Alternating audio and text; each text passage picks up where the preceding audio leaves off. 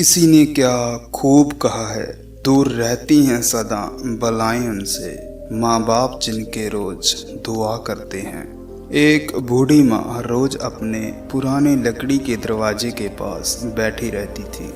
धुंधली आंखें, कांपते हाथ और झुर्रियों से भरा चेहरा। धुंधली आंखों में अब भी एक उम्मीद चमकती थी कि शायद डाकिया आएगा और उसके हाथ में उसके बेटे की चिट्ठी होगी। बरामदे में रखी पुरानी चारपाई पर वो आसमान को देखती और अपने आप से कहती, वो ज़रूर लिखेगा, वो ज़रूर लिखेगा।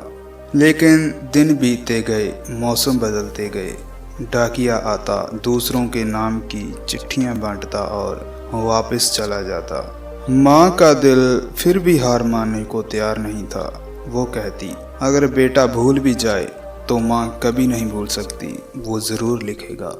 कभी ये घर बच्चों की खिलखिलाहट से भरा रहता था। माँ की रसोई से उठती खुशबू, आंगन से आती आवाज़ें, हर कोना जिंदगी से भरा हुआ रहता था। लेकिन अब पूरा घर सूना है। सिर्फ दीवारों पर टंगी पुरानी तस्वीरें जो माँ को हर पल यह याद दिलाती हैं कि वक्त कितना बदल गया है।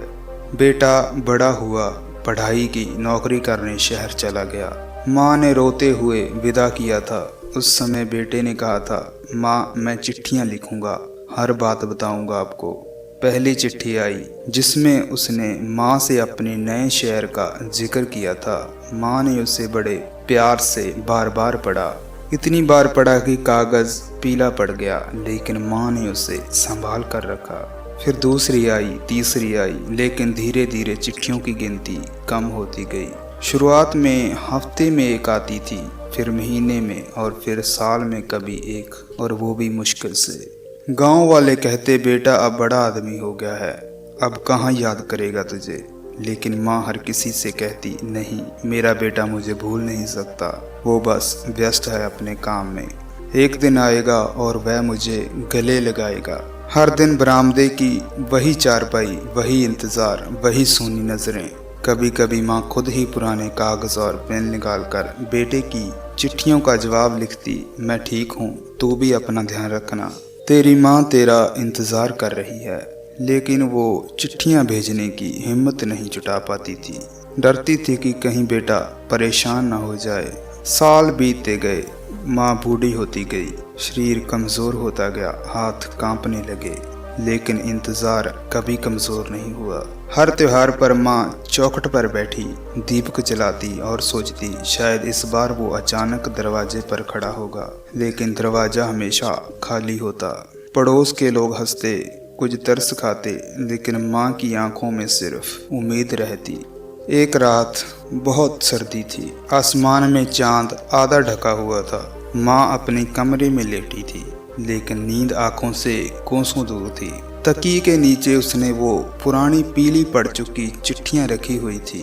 धीरे धीरे उसकी आंखें बंद होने लगी, सांसें धीमी होने लगी। वो रात उसकी जिंदगी की आखिरी रात थी। कुछ दिनों बाद बेटा गांव आया, सूट बूट पहने, हाथ में बड़ा बैग लिए। गांव के लोग उसे देखकर बोले, तेरी माँ तो तुझे हर रोज याद करती थी और आखिर चल बसी। बेटे के कदम भारी हो गए। वो घर पहुंचा, दरवाज़ा खोला और वही चारपाई देखी जहां माँ हर रोज उसका इंतज़ार करती थी। उस चारपाई के पास एक छोटा सा बक्सा रखा था।